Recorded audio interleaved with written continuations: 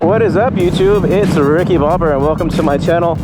I hope you can see and hear everything okay. I did a little bit of a different mount setup.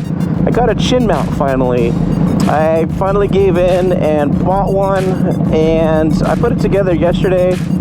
I'll show my setup, like a little clip here or of what it looks like. It is a little bit more cleaned up. I had the arms sticking out on the side, which would keep me from turning left all the time.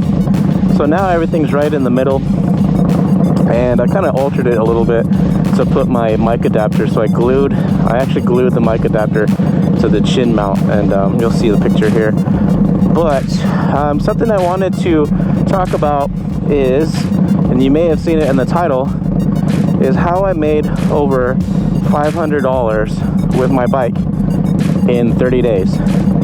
Now, I'll cut right to it. What I did is I rented it out on an app called RiderShare. What they say, what their motto is they are the Airbnb of motorcycles. So you can put on your motorcycle as a owner and rent it out, or you can rent one. If you're going into town somewhere and you just want to tool around on a motorcycle or test drive one or something, you can go on there and find people's personal motorcycles and rent them out. I'm going to be putting a referral code in the description to rent one, and you get 20% off or $50. I'm not sure, but check it out. Follow the link and it'll tell you what you get. One of the people that have already used my link is Biker Babe Beth. She rented a bike when she went to Orlando, I believe it was, and she got a little bit of moolah, I got a little bit of moolah.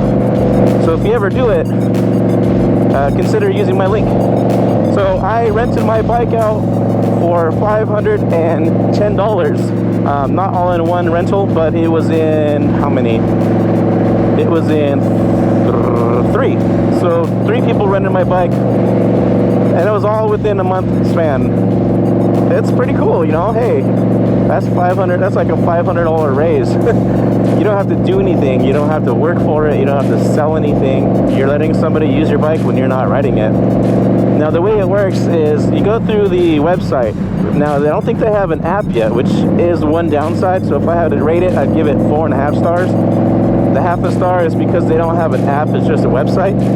So everything is done through the website. So people will browse bikes and check yours out, and you can start a conversation with them. They can ask you questions and this and that. Are you going to be available this and then? Like they may want to know different things about it. For the most part, I haven't really had too many people asking questions.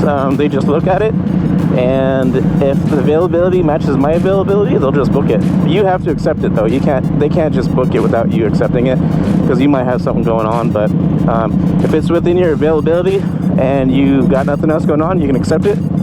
Then they can come to you, which is how I have it set up, or you can have it, I believe you can deliver it to them is the other option. I've never done that, but that is something you can set up. So when they choose your bike, they come to pick it up, and just a couple things that they ask on their website for you to do. You both have to do it. Both parties have to check out or check in by taking photos of the bike. You take photos of all 4 sides and notate any damage. You also take a picture of their driver's license next to the odometer, so you know how many miles they went. So RiderShare will honor the price of the rental for up to 200 miles. If the person happens, per day, 200 miles per day. If they happen to go over the 200 miles per day, then that person would have to pay an extra 50 cents per mile over 200 miles. But the way it works is if they rent it for 2 days, they go 300 miles in one day and 0 miles the next day, then that's still, less than 200 miles a day. But if they come back with 500 miles on it in 2 days, then you would get paid for the extra 100 miles. So that's pretty cool. It is fully covered. I know that's what everybody wants to know. That's what everybody asks me too when I say I rented out the bike. It's fully insured. People are a little bit weird about letting other people ride their bike.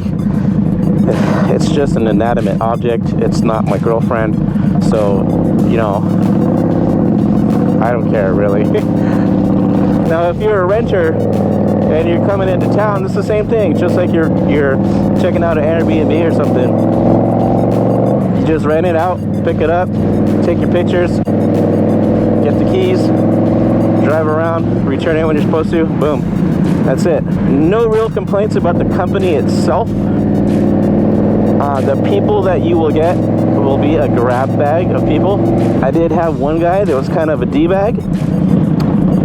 That is not the company's fault. I just didn't like his demeanor. Of course, if anyone has your bike, they are gonna ride it like they stole it, so there's always that. But you know, I'm not telling you you have to do it. If you feel like you can benefit from it, then go for it. So I'm gonna go ahead and wrap it up. Super short one. Should be an easy edit for me, hopefully. Don't forget to hit that thumbs up and subscribe. Later.